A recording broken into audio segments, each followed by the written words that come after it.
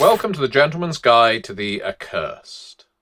When it comes to age-old disagreements, they don't come much older or more livid than the disagreement between the League of the Hidden Crossroads and the Munificents. These two families know that everyone confuses them with each other, and they hate it. They despise that misconception. You see, when you're a munificent, you see yourself as providing a service that needs providing, making the sacrifices that need making. You see yourself on a higher spiritual plane of wakefulness and enlightenment than all of your peers, because guess what? You've seen heaven and hell, and they can only imagine at the wonders contained within both. You, your ancestors, and eventually your descendants, they live and breathe the outsides we call Nirvana and Inferno. The other families, the League of the Hidden Crossroads, con artists who claim to know the truth just to get a handful of coins, ownership of a soul, or access to a battleground. Why sell yourself so cheap? Asked the Munificents.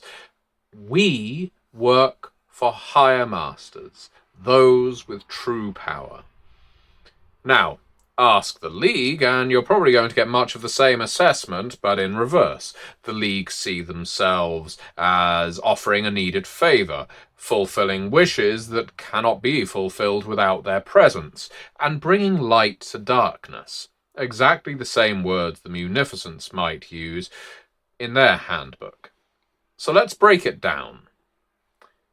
Where do the families differ? Well, first let's look at the tales. The League of the Hidden Crossroads speak of devils and Faustian pacts. The Munificents speak of genies and wishes that bite those who abuse them. Still pretty close. So let's dig deeper. And digging deeper into the Munificents is often a dangerous prospect, but trust me, I'll guide you through it. Who are these families approaching with their gifts? The League of the Hidden Crossroads go to the bleak, the suffering, the mortals about to end their existence because they could never succeed without a supernatural leg up.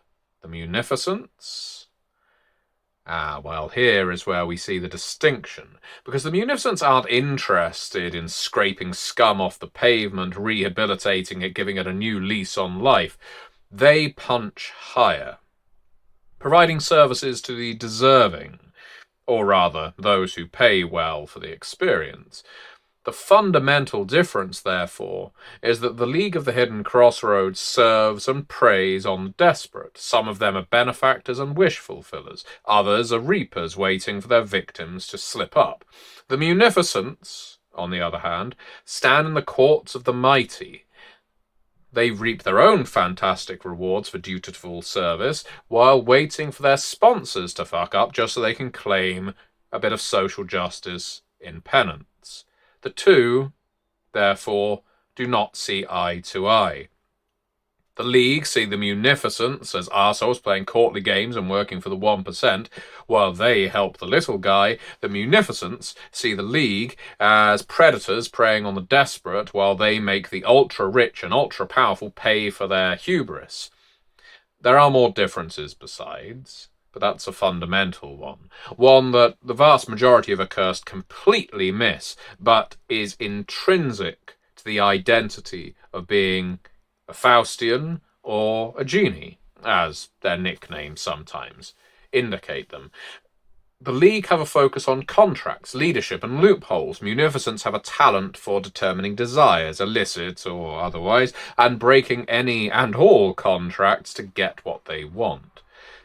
Certainly, if we consider that the League of the Hidden Crossroads are very much interested in the letter of the law, the Munificents, they scribble that letter out and they say, no, we're flexible, let me show you.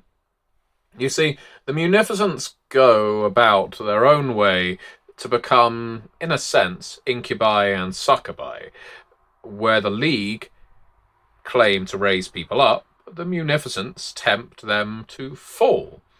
But the process of making their sharp descent perfectly steep and perfectly sweet is bound to be enjoyable for the Munificents. You see, they don't do these things for free.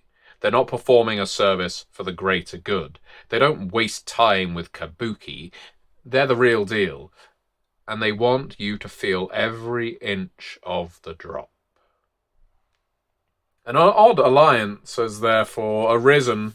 It's been several decades in the making, but between the Munificents and the Shades. Yes, that dead family. The Shades don't use munificent methods as a general rule, but that dead family has a lot of time for another family who target the powerful and the undeserving. A Shade might whisper ideas in a Munificent's ear about how to make the fall exquisitely painful, or not merely physical, but on an emotional and spiritual level. And the Munificents love working with others. You see, they're very conscious that their existence is, in a sense, a private hell, and if they can open a door to that private hell and invite another family in, that really makes a Munificent's day. With many of these families, I've been able to provide or pinpoint an origin, at least a rough timetable of when a family may have arisen. This is perhaps where the Munificents are at their most mysterious, because no matter how much digging you do, no matter how many Munificents you ask, you're unlikely to ever get a straight answer on where they come from. Now, in part, I think this is ignorance. The youngest Munificents will stare at you blankly. They just don't know. They've never been told. Their elders never passed it on. I've spoken to some of the older Munificents that I know to see if they can figure it out. Now, they clam up very, very quickly on the subject of origins, original sin, original curses. They are uncannily talented at distracting you from your agenda. When you start asking them questions they don't want to answer, they will provide different light-hearted and enjoyable entertainments, more interesting, or at least more captivating than historic, academic, genealogical study. I suspect there's a source of great shame at play here, at the heart of the Munificents, and it may not be apparent, because the Munificents seem to revel in all manner of debaucheries. The idea of them feeling shame or guilt for anything seems incredibly far-fetched, but I have been told by a reliable source that, sure enough, like genies, their family head, was the original genie in the lamp. And when this genie was summoned, he emerged to find himself surrounded by multiple patrons. And they bound him. They used all manner of sorceries to bind this genie, so attached to the lamp, and yet without, and able to grant wish after wish after wish after wish. Now, the genie did this for so long before figuring out. Genies are quite smart, or so I'm given to understand, how to reverse this curse on those who had bound him. He broke free, and he laid it upon them. Now they are obliged to service others as genies of old, no matter how degrading or appalling the task. And unlike other family heads, this genie founder is still purportedly around, ensuring that the Munificents remain trapped in this world. The magic lamp, where a simple request can add manacles to their wrists and chains to their feet, all in the name of wishes. They became the genies. The League of the Hidden Crossroads have far dirtier origins for the Munificents, so I'd give them as much credit as Suetonius' History of Tiberius, though there's one thing to keep in mind when it comes to the League.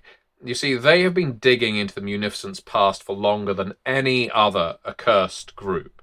Because they detest the Munificents so deeply, they want to find evidence of the Munificents' many, many crimes. Now, I'm not suggesting the League of the Hidden Crossroads is accurate when they throw out their theories, or indeed that they're anywhere close to finding out the truth, but what I have heard is this. They are getting very, very close to undoing the damnation that is currently binding the Munificents. It's completely unintentional. Their excavation into Munificent's past is essentially chipping away at the bindings that keep the Munificents among us as outcasts. Now, this probably isn't intentional. The League of the Hidden Crossroads don't want to help their rivals, but this is the danger of truth. Will this make the League pull away, or is their desire for fact too strong for them to resist? One munificent I know, Robert Byung-gil, is a true master of vice. He and his partner Isaac are buried incredibly deep in drugs, sex work, and more legitimate enterprise, though it's the criminal side that attracts the most attention, and undoubtedly is the most lucrative for them. Robert and Isaac are somehow protected at the highest level. Rumour is that they supply the substances and people for the biggest celebrities and politicians at the most exclusive venues, but they never indulge themselves. They're not stupid. They know what it is to become an enslaved servant. They know what it is to be a genie, and there are very few powers quite as potent a pull as sin. So they will supply, but they will never partake. Robert told me just the other day that he's supplying a party on a South Pacific island. Very select guest list. It's privately owned. So select that not one of the attendees is human, which is to say, all of them are accursed. Very high-placed accursed in various families. With a smile and a shake, he even intimated that the revelry would be fit to see Araman emerge and take possession of every soul present. I asked him if he intends to stick around and watch the fallout, and he just laughed no. The Munificents enjoy their entertainments, but they also know better than to be caught in the blast zone when an entire island, a love island if you like, becomes a shattered space or something far worse. If there's one thing that can be said for the Munificents is while they know how to enjoy themselves, they certainly know how to have a good time, they also know when to stop, step back, and watch the disaster unfold.